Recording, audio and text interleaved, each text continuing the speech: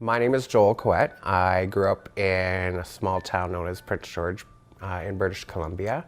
April 2017, my life came to a bit of a standstill. I was diagnosed with acute myeloid leukemia, and after 10 months, I'm home recovering, and I'm in remission. This past summer, between some of my treatments, I was able to come home and visit with my friends and family.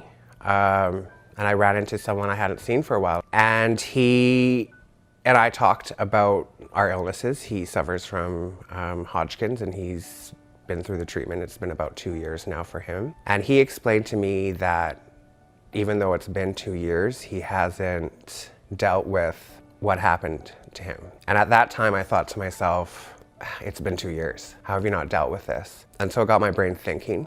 In December of 2018, I started crying, and I couldn't stop crying. I spent a lot of time trying to figure things out, and I realized I hadn't even begun to deal with what's happened to me either.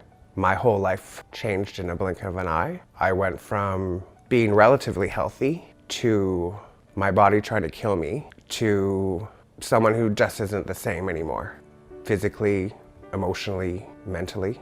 And I thought, there's no one for me to talk to that understands.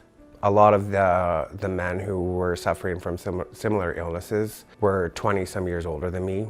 And we got along, we had fun, we chatted, but they were in a different stage of their life.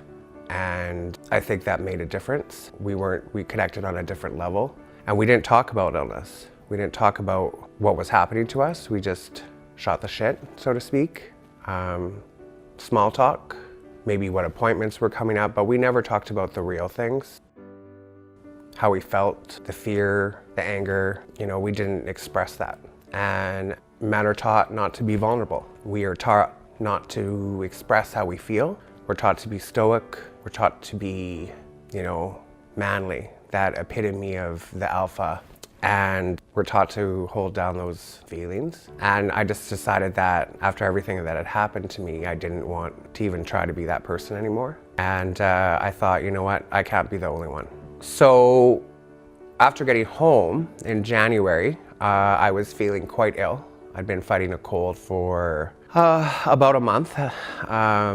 It's just starting to go away now.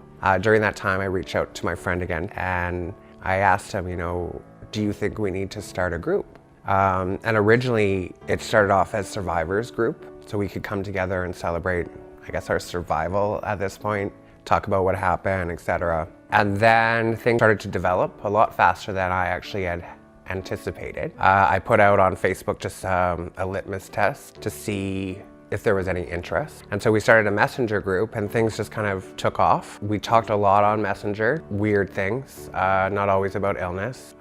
We talk about movies, we talk about relationships, medications, side effects, things to do. We spend a lot of time, I think, isolated from our friends and family, and it's because we're at home dealing with our illness, and people's lives go on. They go to work, they go to school, they're busy.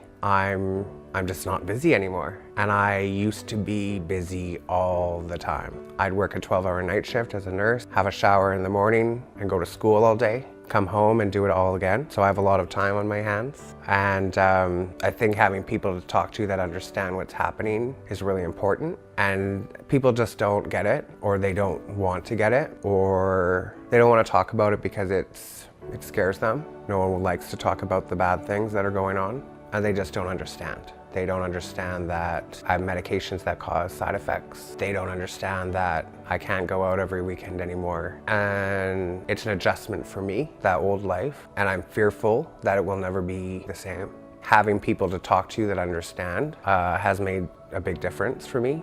And I didn't realize how much big a difference it would make. And I think it makes a difference for them as well. I know that there are other men out there in the world that are experiencing the same types of illnesses, unsure of how to deal with things. I just want to live this authentic life and be real and be vulnerable. And most people aren't. They're scared. They want to show their true colors. And that's what this is about for me. I want to help other people wake up, celebrate who they are, celebrate our differences, support each other, connect, and share. Let's talk about it.